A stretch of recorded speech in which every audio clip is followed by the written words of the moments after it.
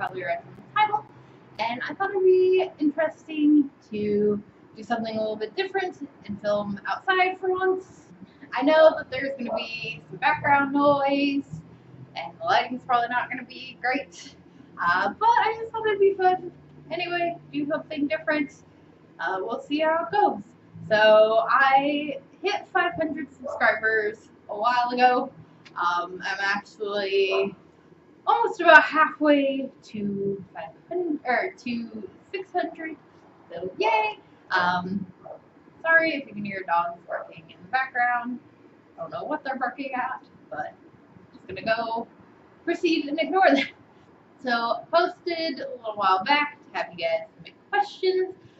I posted a video on here, also posted it on Twitter and on Instagram, so if you don't follow me on there, you should, so that you can partake in these Q&As. So we're just going to go ahead and jump straight into it. So from Twitter, the first question is from Mitch, and he said, I know you love horror. Are there any other film genres you're passionate about? He asked a few questions, so I'll go ahead and answer that one first. Yes. Basically, any kind of 80s films. I'm really big into The Breakfast Club. Is actually my favorite film of all time. It's not horror related, but it is my absolute favorite film. And I just basically love anything from that kind of era. Then he asks, is there a particular subgenre of horror you gravitate towards? Yes, slasher films. If you're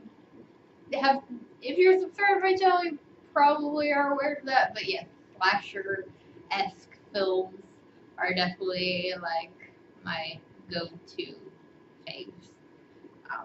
Least favorite thing about being a YouTuber in 2018. All this, I know every channel complains about it, but the demonetization stuff. So I started when there was really no rules to monetization.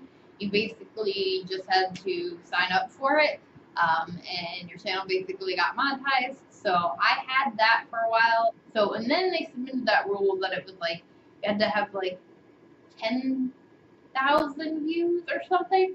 And then I hit that, and I put my request, and it was during that time, and that was like right before they put in these new rules. So that was when like tons of people, were submitting, being like, hey, available for monetization, and they kept being like, oh, we just have a lot of people, so it's taken us like a long time, like we'll get there, we'll get to your channel, we promise, blah blah. They kept telling us that bullshit, and then it turned into the crap that it is now. So yeah, that's my biggest pet peeve, is this bullshit with demonetization, monetization rules, because I keep getting so freaking close, and I just feel like I'm gonna hit this new mark, and they're probably gonna freaking like change it again. So, oh well. So yeah, right now, as you've probably noticed, there are no ads on my videos because I don't reach the stuff. So if you want to help out my channel, quick slide in here. I do have a Patreon. Link in the description below. And then he said, any horror films that were filmed near you? Probably. I just moved to Vegas, so I'm sure there are. I will maybe look it up. Maybe that's something I will do like a video on. I don't know, but I'm sure there probably are. I would just have to look it up, so maybe I'll come back to that question at the end of the video. Okay, so next one is from Queenie herself, Queenie Todd, fellow horror YouTuber. If you're not subscribed to her, you should be. She did the werewolf tag. She was my inspiration for the vampire tag. Awesome girl. Anyway, which horror movie really affected you after watching it? Like you spent days thinking about it because it's so intense. And this isn't necessarily because it was scary. You have seen The Girls Next Door. Not The Girl Next Door, that cheesy movie about the girl that used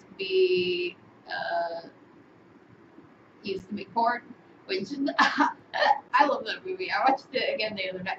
Anyway, The Girl Next Door is based on a true story about these two sisters that end up being sent to live with their aunt, I believe. And basically, the oldest one ends up tortured, and horrible things happen to her. And yeah, it's based on a true story, and it's so fucked up and so hard to watch, especially when you know that it's based on a true story. I watched it once with my sister and her now husband, boyfriend at the time, and I've never watched it again. It used to be on Netflix. I know there was another movie that's also based off that story, but I've never seen it. If anybody knows what it's called, leave it in the comments below. But yeah, that movie still to this day has fucked me up. And I've definitely thought about rewatching it, maybe like for the channel so I can talk about it. But there's just certain scenes I remember that are like still like, ugh. And this was years ago that I saw this. So yeah, that's definitely one that was hard. The new It, I thought about out of excitement because for the first time in a really long time, I was legit terrified seeing a movie, especially in the movie theaters. So that one I thought about for a while just because I loved it so much. Okay, and then from the MTG, my homie. And there goes some more background hooks. What is the most disturbing movie you have seen so far? Okay, so kind of the same thing, same answer, The Girls Next Door. Okay, and so here's one from Ross, from Random Horror, or Random Ross. Hey Lizzie, congratulations on hitting 500. Woo-hoo, here's to the next 500. Thank you, Ross. So my question is, Freddy, Jason, Michael, Carrie, or Pinhead, whose powers would you want to have? I'm gonna go ahead and say it's actually hard between Freddy and Carrie. I'm gonna go ahead and say Carrie just because I feel like Freddy, the only reason you would have his ability, so I guess kill people in their dreams and to kill people in their dreams. I'm gonna go ahead, and say Carrie. Maybe biased because that's like my favorite Stephen King film, aside from It, obviously, but that's like the first kind of Stephen King film I remember seeing when I was younger, and the original was still one of my absolute favorites. I did enjoy the remake, it's okay. But yeah, I would say Carrie because she has telekinesis. So you wouldn't have to use it for evil. You could use it to be like, oh, I need the remote that's over there, or something. So, yeah. Cover the label of my soda. No product placement.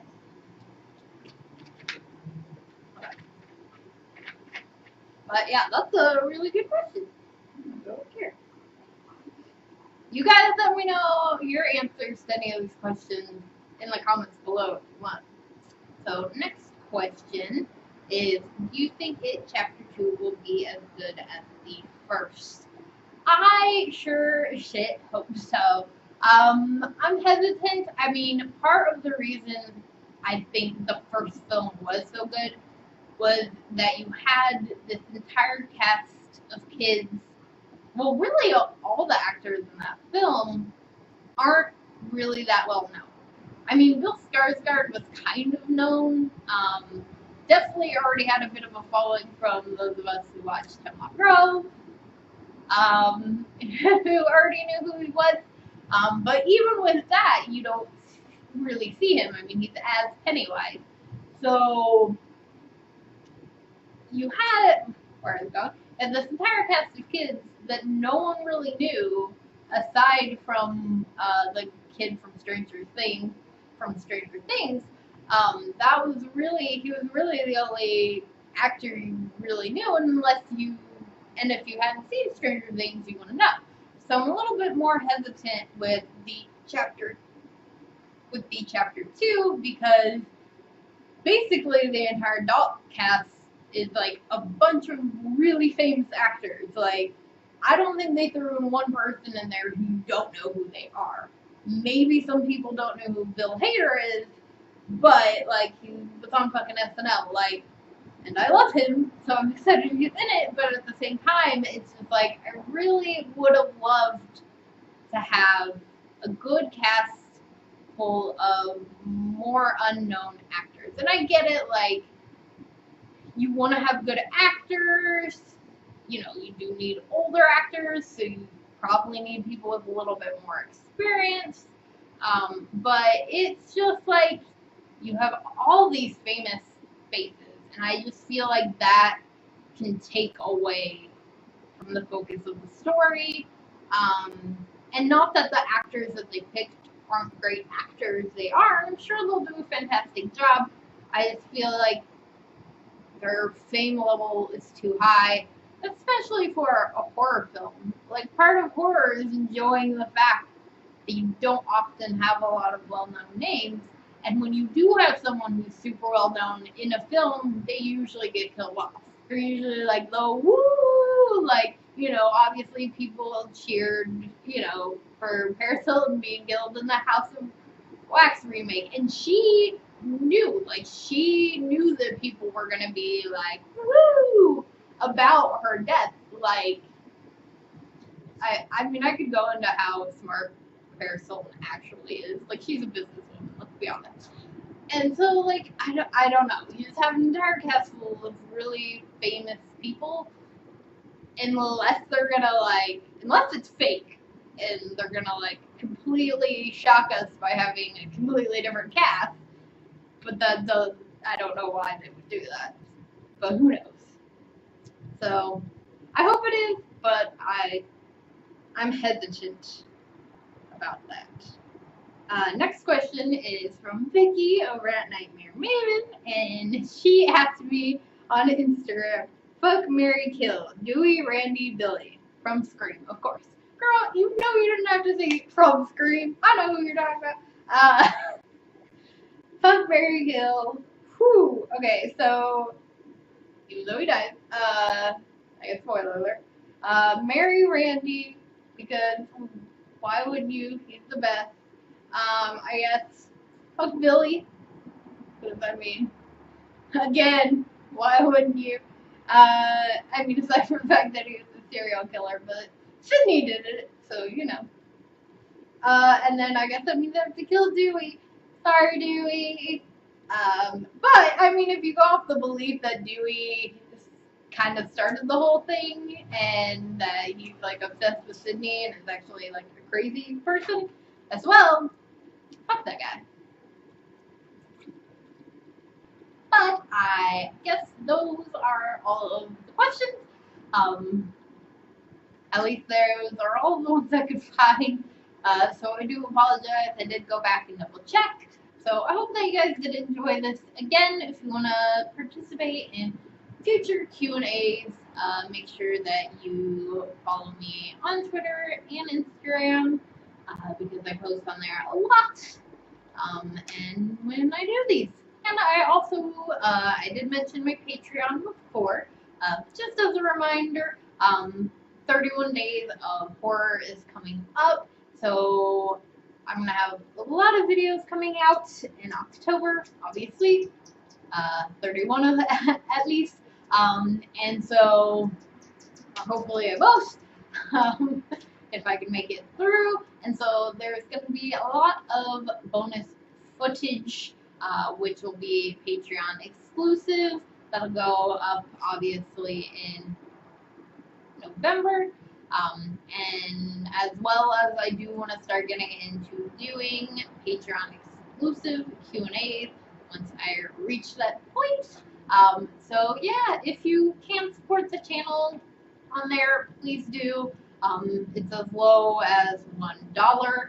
And you can check out the link in the description as well as all other social media that I have always in there, so that you can see what perks you get for being a Patreon. And just want to give a quick shout out to those current Patreons.